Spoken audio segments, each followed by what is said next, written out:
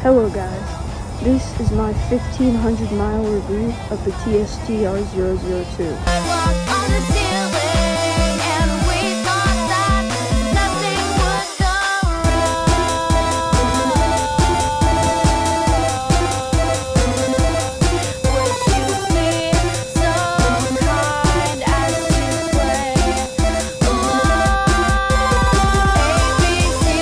I've been wanting to do a review on my bike for a long time.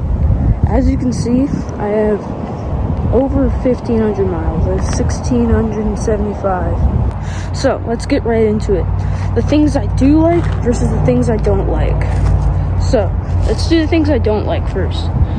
You cannot pedal this bike. Well, you can, but like it's just, if you're getting this bike to pedal it, just don't get it. Get a different bike.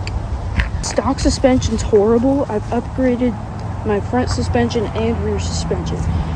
The old front suspension, it's like stiff, but it bottoms out on a speed bump. Rear suspension, the stock rear suspension does not compress. I don't even know what to say. It's a 1,000-pound shock, which is kind of ridiculous for a bike like this. I think that's all I really have to say about the things I don't like. Let's get on to things I do like. So, I like that it's legal. In the past year in Oregon, the laws have gotten really strict. If I had an e-moto right now and I've been riding around, I'd probably have a citation or have been impounded now. The laws have gotten really strict, but obviously this is legal and I haven't gotten any trouble with cops on it. The torque. I love the torque on this. It has more torque than the average like hub motor on like a Ridstar or something. What I did like was the stock brakes. They came stock with hydraulic brakes, but they don't do that anymore. They don't give you hydraulic brakes anymore. They come with mechanical brakes. I'm guessing they just started off with hydraulic brakes to get the bike selling and then moved down to mechanical brakes to just like start making more money, I guess. But it's kind of disappointing to see. I did end up upgrading my brakes, but that's because I'm stupid and I broke my old hydraulic brakes that it came with. But the stock hydraulic brakes are actually pretty good, and it's kind of a shame that they decided to remove them. Let's get on to looks. I think this looks pretty good. I picked the orange color when I bought it. One thing you may like or may not like is the rear rack. There's a rear rack that comes out. You'll see it. I might put an image up or something, but you'll see it on stock ones. You have to cut them off, or else your seat will snap from you sitting on it. You have to cut off the rack if you want the rack gone and you don't want your seat to snap. So I did cut it off, and I used these plugs to plug up the holes, which really did make it look good. I think it looks way better without the rear rack, but obviously that's a preference thing. Another thing that's looks, but also kind of is a mechanical issue, is this bike isn't really made to have working suspension.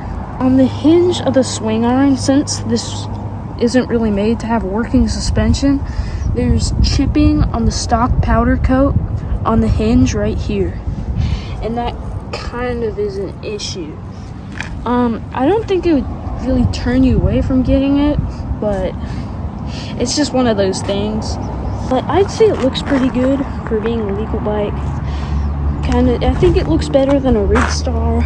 I'd say it looks kind of like a Mac Fox, I guess, but I think it looks pretty good. Battery life. So if you ride this like me, which is not really pedaling, unlocked mode where it can go up to like 32 miles an hour, the 15 amp hour battery, you'll just get about a little over 20 miles before it's completely dead. I usually get about 22 miles before it just completely dies. What has broken in the 1500 miles that I've done? Nothing has broken that wasn't my fault. The only thing that, like, I guess just wore down is just the original tires, but that's expected on any bike, not really this bike's fault. If you're like me, you want to probably wheelie this thing. And I have learned how to wheelie it, and I think it wheelies pretty good. I'm gonna go record myself wheelieing.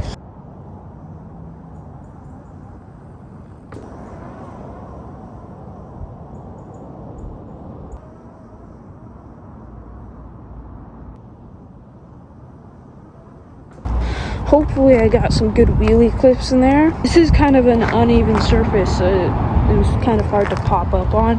The stock headlight, it's the same one that comes on basically any of these types of bikes. Big chunky headlight, and it's not very bright. It doesn't really work that good. It's got this bar headlight. It's rechargeable. I can like plug a cable in and charge my phone with it. These things are like $13, so it's really not like that big of a deal, but it would be nice if it came with a better headlight.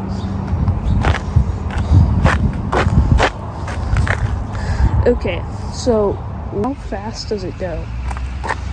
Now, I've noticed that it can go about 30 on flat and about 32 on like downhill. One thing you will notice about this is when you unlock it and go in mode 5, the display doesn't read after 28. I think that's for some legal reason, I'm not sure. If you full throttle it and then you switch into mode 4, it'll show you're going like 32, like you actually are. But then if you go into mode 5, it'll say you're going 28. Not sure why the display caps out at that, but it's just one of those things, I guess. We'll still go 32, but that is like, it just won't, the display won't read 32. Do I recommend this bike? Yes. There's really no better bike with this much quality that's $600. I mean, you're getting more than what you pay for. It really is a great bike. I really don't have like deal breakers about this bike. It's just like, it's a pretty good bike for the price. Like, I'd get this over a Ridstar or like a Q-Life Spark. I'd get it over any of those bikes every day. It's really a good bike. It's got really good performance for the price. You're really getting more than what you're paying for. It's a really good option. Thanks for watching. See you next video.